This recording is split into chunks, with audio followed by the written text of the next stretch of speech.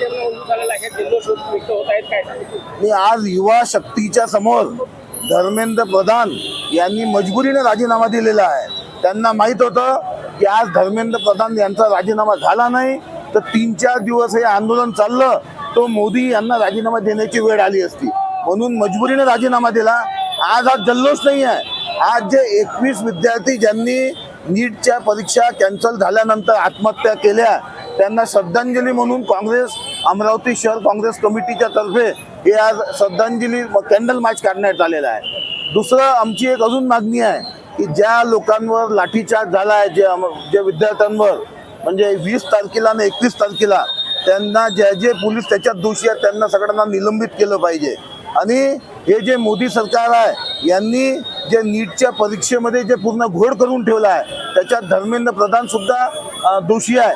आणि मोदींनी स्वतः या देशाची माफी मागितली पाहिजे की त्यांनी युवा विद्यार्थ्यांवर जे या देशाचं भविष्य आहे त्यांच्यावर लाठीचार्ज केला म्हणून मोदींनी माफी मागितली पाहिजे.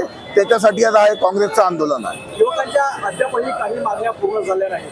नाही, हे जे मोदी सरकार आहे ना यांना विद्यार्थ्यांशी काही घेणं देणं नाही आहे. मी आत्ताच बोललो होतो प्रधानचा राजीनामा त्यांना माहीत होतं की मोदींचा याच्यानंतर मोदींच्या राजीनाम्याची मागणी येईल म्हणून मोदींनी स्वतःची खुर्ची वाचवण्यासाठी मजबुरीमध्ये प्रधानचा राजीनामा केलेला आहे. विद्यार्थ्यांच्या मागण्या जोपर्यंत पूर्ण होत नाही तोपर्यंत काँग्रेसचं पूर्ण देशभर राहुल गांधी यांच्या नेतृत्वामध्ये आंदोलन चालू राहील. दिल्ली के अंदर मोहम्मद उमेर, मेरा नाम मोहम्मद उमेर है, मैं अमरावती से हूँ।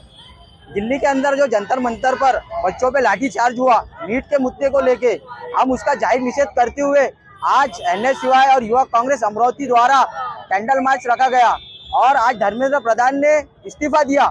लेकिन सिर्फ इस्तीफा से काम नहीं चलेगा, इस्तीफे के साथ साथ शिक्षण व्यवस्था को भी ठीक कीजिए।